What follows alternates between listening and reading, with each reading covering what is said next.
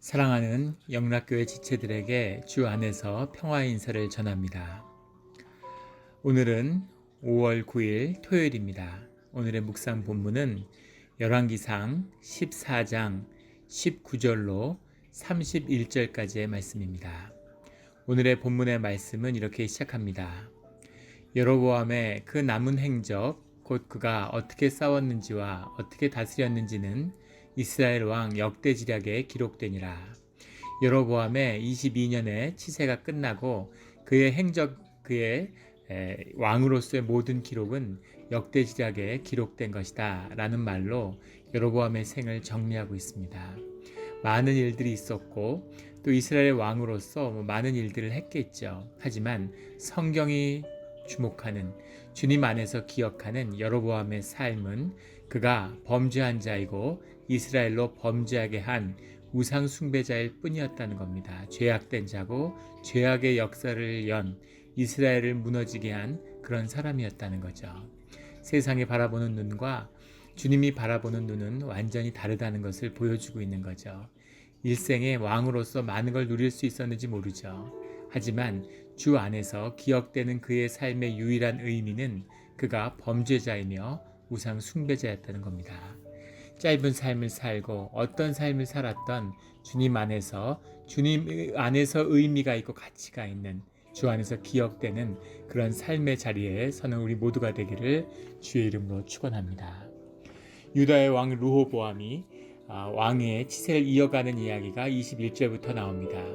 여로보암도 이스라엘에서 죄를 행했지만 유다의 왕 르호보암도 못지않은 죄를 행한 것이죠. 그는 17년 동안 나라를 다스렸는데 그에게 기억되는 것은 그가 역시 우상 숭배를 하는 자였고 그것이 그의 어머니 나아마라고 하는 암몬 사람의 여인의 영향 때문에 이루어졌다는 것을 계속 지적하고 있습니다. 하나님의 아내, 여호와 아내 이방인들을 인도한 것이 아니라 그 이방의 우상 숭배에 빠져든 르호보암의 그 비참한 삶에 대한 기록, 이것이 여로보암과 르호보암 때 일어난 일이었다는 거죠. 그는 23절에 보면 산 위의 모든 푸른 나무 아래 산당과 우상과 아세라상을 세웠다. 어머니가 암몬 사람이었으니까 몰록 숭배를 가져왔는데 거기에 더해서 아세라 숭배도 같이 행했다는 거죠. 24절에는 그 땅에 또 남색하는 자가 있었고 라는 말이 나옵니다. 남색한다는 말은 카데시라고 하는 말인데 그것은 오늘날 이야기하는 동성연애와는 좀 다른 것입니다. 아세라상이라는 것은 전쟁의 신인데 아세라상을 섬기는 성전에는 카데시라고 하는 남창들이 있었다는 거죠. 그래서 남자가 남자를 개관하는 그런 남색이 아세라상에서 종교의 숭배로 이루어졌다는 겁니다. 정말 우상 숭배인데 아주 더러운 모습이죠. 이 전쟁의 풍습이라는 것과 이 남색이라는 건 역사적으로 밀접한 관련이 있습니다. 전쟁의 신을 섬기는 아세라 숭배에 남색하는 카데시라는 것이 함께 있었다는 거죠. 근데 이것을 주님께서 뭐라고 말씀하시냐면 여호와께서 이스라엘 자손 앞에서 쫓아내신 국민의 모든 가증한 일을 무리가 본받아 행하였더라. 가증한 토에바라는 말인데 사악한, 혐오스러운, 성경에서 쓰는 가장 나쁜 표현이 바로 이 가증한이라는 표현이죠. 토에바라고 하는 표현인데 이 사악한 일이었다. 하나님이 가장 싫어하는 일이었다. 이 일을 르호보암이 유다의 성전에서 행했다라는 이야기죠. 이렇게 얼마나 유다와 이스라엘이 타락하고 무너졌는가 하는 것을 보여줍니다. 그 할아버지 세대, 아버지 세대에 무엇을 쌓았나가 한 세대가 지나지 않아서 다 무너지는 오늘 주님을 만나는 오늘의 신실함, 오늘의 기도, 오늘의 헌신이 있어야 하는 것이죠. 그 일과 그 안에서 무너지는 일과 밖에서 유다와 이스라엘이 무너지는 일이 같이 일어나게 되죠. 앙과 박은 항상 연결되어 있습니다. 25절에 보면 르호보암 왕 제5년에 애굽 왕 시삭이 올라와서 예루살렘을 치고 애굽에 새로운 왕이 일어났는데 애굽 왕은 솔로몬의 부인이 애굽의 공주였고 애굽과 밀접한 관련이 있었는데 이제 애굽에게 침략을 받는 그런 유다가 되었다는 겁니다. 그런데 갑자기 애굽이 변모하게 된 이유는 애굽의 왕조가 바뀌었기 때문이죠. 이 이스라엘과 유다와 밀접했던 왕조는 21왕조였는데 리비아에서 시작된 시숑크라고 하는 새로운 왕이 애굽을 점령하고 애굽에 22왕조라는 걸 세우게 되죠. 이 시숑크가 22왕조의 세력을 모아서 이집트를 통일한 다음에 팔레스타인 정복에 나서게 돼서 팔레스타인을 유린하게 되는데 그 첫 번째 희생자가 르호보암과 유다 왕국이 되었다는 겁니다. 26절에 보면 여호와의 성전의 보물과 왕국의 보물을 모두 빼앗고 또 솔로몬이 만든 금 방패를 다 빼앗은지라. 허무한 이야기죠. 그 40년 동안 그렇게 모으고 세상의 부귀를 다 쌓았는데 한순간에 다 털려버린 겁니다. 우리의 삶이 이런 것이죠. 이렇게 허무한 것, 주님이 보호해주지 않으면 하루도 지킬 수 없는 것을 내가 지키겠다고 끝없이 쌓아 올렸는데 결국 그 금을 다 모으고 쌓아서 그것을 모두 다 애굽왕 시삭에게 다 이렇게 빼앗기고 마는 거죠. 사실은 예루살렘만 이렇게 황폐화된 게 아니라 팔레스타인 일대가 다 정복되었습니다. 근데 문제는 예루살렘에 금은 보석이 쌓여 있었다는 거죠.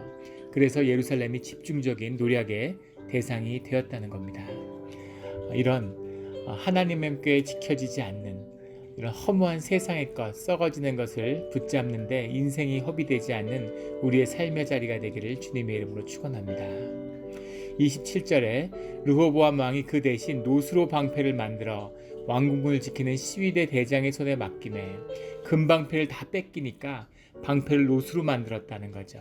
시위하는 자가 그 방패를 들고 갔다가 시위소로 도로 가져갔더라. 왕이 들어올 때마다 놋방패를 들고 나왔다는 거죠. 그 금방패가 왕을 지키던 시대에서 놋방패로 바뀌었다는 겁니다. 변하지 않는 주님의 풍성한 은혜를 상징했던 금이 이제는 썩어지는 노수로 바뀐 것이죠. 그래도 우리가 하나 볼 수 있는 것은 사실은 유다 왕국이 망할 수도 있고 르호보암이 죽을 수도 있었는데 이 르호보암이 살아남고 유다 왕국이 살아남을 수 있었던 것, 그것은 하나님의 은혜의 은총의 약속 때문이었다라는 것을 보게 됩니다. 주님이 약속하셨죠. 다윗 때문에, 다윗의 기도 때문에 솔로몬의 죄악과 르호보암의 죄악에도 불구하고 예루살렘에 그 다윗에게 한 약속을 지키기 위해서 하나님의 은총을 완전히 거두지는 않겠다고 약속하셨습니다. 그 약속 때문에 금방패가 놋방패로 바뀌었지만 왕위도 성전도 왕국도 살아남은 것이죠. 늘 주님의 은혜의 기대에 살아가야 하는 주님의 자녀의 삶의 모습입니다. 차 주님의 징계를 받지만 은혜가 끝난 것은 아니죠.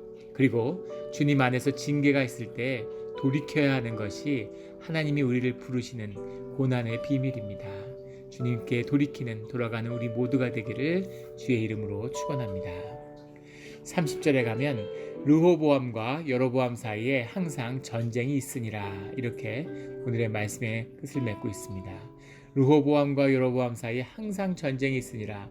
기록에 보면 큰 전쟁에 대한 기록은 없는데 늘 국지적인 전투가 있었고 원 한 나라였으니까 주도권을 다투는 암투와 갈등이 끊임없이 있었음을 이야기해 주는 거죠.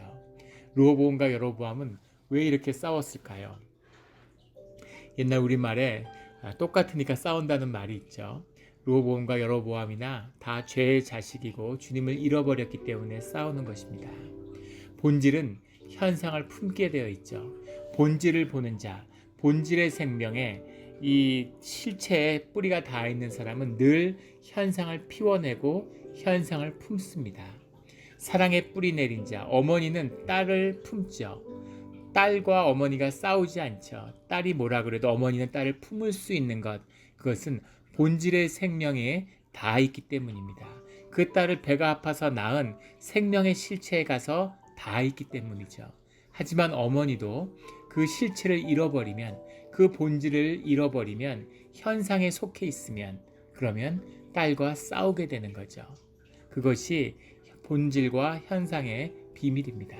똑같이 현상의 품은 현상의 세계, 보이는 것이 전부 다인 잠깐 살아가는 이 세상에서 하나님의 어떻게 바라보시는지를 전혀 느끼지 못하는 자들이 더 갖겠다고, 더 움켜쥐겠다고, 그 아버지 때에 쌓은 엄청난 부귀영화를 다 뺏기고도 정신을 못 차리고 서로 조금 더 갖겠다고 다투는 이 여로보암이나 르호보암이나 똑같은 이 죄의 자식들 가운데 분쟁과 다툼이 끊이지 않는 것은 당연한 것이겠죠. 악의 본질은 다툼입니다.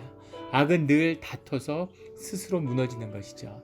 이것이 악과 갈등의 본질입니다. 그 본질 가운데 그 현상에 사로잡힌 르호보암과 여로보암 둘 다 왕이었지만 둘 다 뭘 잘 먹고 잘 살았는지는 모르겠지만 비참하고 비참한, 주님 보시기에는 아무 가치 없는 그런 인생이 낭비되는 그런 자들이었음을 성경은 말씀하고 있습니다. 이 자들의 삶을 보면서도 세상에서 무엇을 더 갖겠다고 인생을 낭비하는 것이 아니라 인생의 본질을, 삶의 의미를, 우리가 살아가는 그 가치를 주 안에서 늘 선물로 누리는 우리 모두가 되기를 주의 이름으로 축원합니다. 아멘.